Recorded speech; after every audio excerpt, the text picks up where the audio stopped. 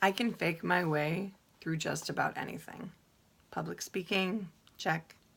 Crying on cue, check. An orgasm, check. Make most people believe that I've got my shit together, check. But there are two things that I cannot fake my way through, and that's mathematics and motherhood. I try to do those math speed drills that my kids bring home. It's first grade math. I don't beat the clock, ever. Numbers swirling around in my head. I'm drowning in motherhood and numbers. My sweet little 5-year-old, the empath who believes no one is bad, just merely misunderstood, is testing his own philosophy today in class.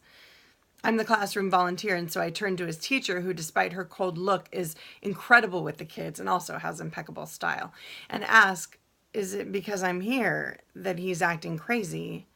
Her answer, this is all the time. We need a conference. I remember years ago when I was a theater arts teacher, long before pregnancy, holding only one conference in 10 years of teaching. Over the course of 1 year, I would teach 2,100 kids. And during my last year, I had a special conference regarding behavior one time with the parents, once, for a kid named Angel, who wasn't. But now it's my kid, and I'm threatening taking away screen time and sugar again, and I'm trying to be present with him when all I would rather do is sink into social media and not hear about the fact that poopy butts are funny and 2 times 4 is 8. Wait, how did you know that? Well, Mommy, there are 8 planets. 4 smaller and 4 bigger. 2, 4, 6, 8. 2 times 4 is 8. Wow. Multiplication. You know what? I'm going to get off the phone. I'm going to focus on you. Enough at failing motherhood. We are going to bake cupcakes for your brother's 7th birthday party. We've invited too many people, as usual, and we will bake at least 51 gluten-free cupcakes to be on the safe side. I know you love to bake. There's a 1/4 cup of oil, 2 eggs, 1.5 cups of sugar, numbers, fractions. We got this. As I'm frosting each one of these 51 morsels of delight, I get one cramp. It's intense. And I think, shit, this period's going to be a doozy. More cramps, 2, 3, 4 more, and I feel as if I'm going into labor. Except I'm not pregnant, I don't think. Or is it just gas? Did I eat too many cupcakes last night? 3.5 to be exact. To make sure that they weren't poison. I don't think so. Got to take 2 Pepto-Bismol tablets and lie down just for a minute. I calculate if I head to the ER now, I can be in and out in time to make the party if it's only gas. I mean, how embarrassing to go to the ER for gas, right? My mom and I do end up leaving my husband to throw a party with 51 attendees who all happen to be my friends, as he has none. The minute we take off, I vomit, and it's clear that this is a bigger problem than I initially thought. I've never done my Kegels, as in never. Or is it Kegels? I don't know. But every time I let loose with the vomit, I drench piss my pants. I'm in the ER waiting room for 3.5 hours. The first hour I try lying down on the ground, but security wants me to take a seat. It's not sanitary on the floor after all. Who cares? I'm a mom. I'm used to grossness. I've already vomited everywhere. It shouldn't even matter. By the second hour, the sea of people shifts every time I heave, and they attempt to get as far away from me as possible. I have these visions of the Jaws ride at Universal Studios. I'm Jaws, terrifying everyone on the tram.